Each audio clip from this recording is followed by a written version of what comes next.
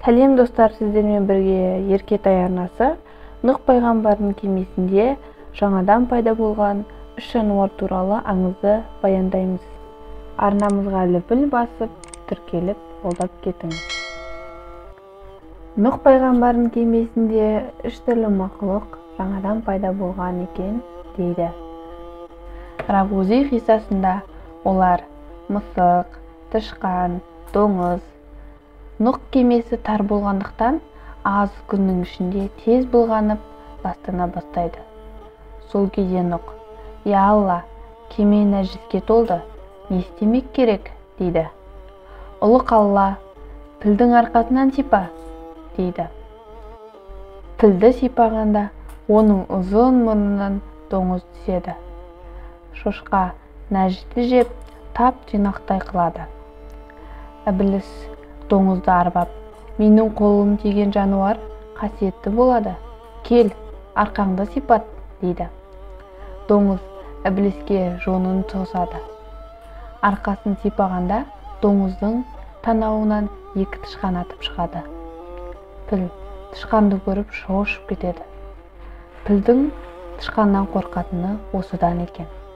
Тышқандар кемені кеміре бастайды. Кемеге су кіріп, жан-жануар әуре сарсаңға түседі.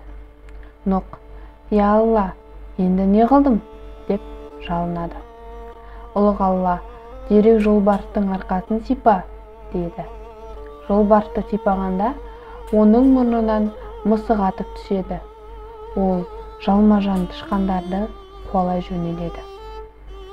Нұх оған риза болып: «Мысық жан жауырының жерге тимесін» деп арқасын сипайды. Нұхтың батасын алғандықтан мысық құлағанда жон арқасы жерге тигізбей төрт тағандап түседі екен. Тесіктен кемеге сыздықтап су кіреді. Кеменің су түбіне кету қаупі төнді. Сонда жылан: «Тесікті бітесем, ақысына не бересің?» дейді. Нұх: «Қалағаныңды ал» дейді. «Дүниедегі ең қаны тәтті мақұлықпен қора кеткім келеді» деді.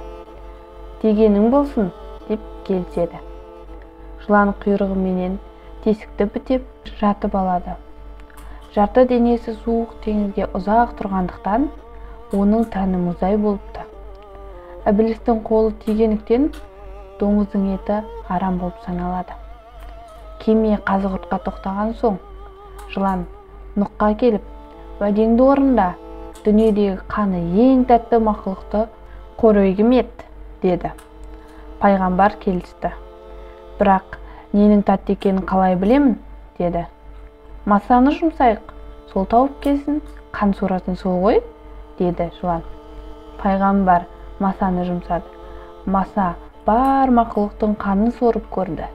Ең тәтті қан адамның қаны екен. Іздегенін тауып кері қайтады. Жолда қарлығаш: «Ей маса, қайда асықтың?» деді. «Ең тәтті қанды таптым, соны жыланға айтпаққа асықтым». «Я, кімнің қаны тәтті екен?» «Адам баласының. Маған да дәмін татқыз, байқап көрейін» деп өтінді. Мақұл деп маса тілін шығарғанда қарлығаш тілін жұлып алады. Тілінен айырылған маса ызыңдап Нұх пен жыланға келді. «Тәтті қан таптың ба?» деді пайғамбар. Маса ызыңдап тұра берді. Ешкім тілін түсініп болмады.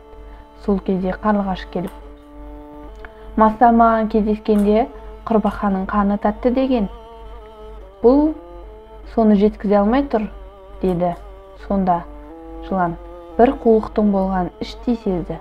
Қарлығашқа: «Маса неге сөйлемейді? Оған не болды?» деп сұрады. «Бақа қанының тәттілігі сондай, маса құмағайлықпен өзінің тілін жұтып қойған» деді қарлығаш. Пайғамбар уақытты созбай: «Жылан, сенің қорегің құрбақа болсын» деп дұға жасайды. Сол кезде жылан ызаланып қарлығашқа тап береді. Ол жауап береді. Құйрығы жыланның аузына кетті. Содан бастап қарлығаштың құйрығы айыр болып қалыпты. Нұхтың дұғасы қабыл болып, жылан бақаны азық етті. Нұқ қарлығышқа риза болып, ұрпағымды жыланның аузынан сақтадың. Бұдан былай көктемнің жаршысы бол, мамыражай мезгіл сенімен бірге келсін деп бата береді. Тәтті қанға ынтық болған маса содан бері адам қанына үйір болды. Ал бақа мені жыланға азық етті деп түнде масаулайды екен. Міне достар, видеоның соңына да жеттік. Арнамызды қолдауды ұмытпаңыздар. Сіздердің қолдауларыңыз арнамыздың дамуына себепші. Қош, сау болыңыздар.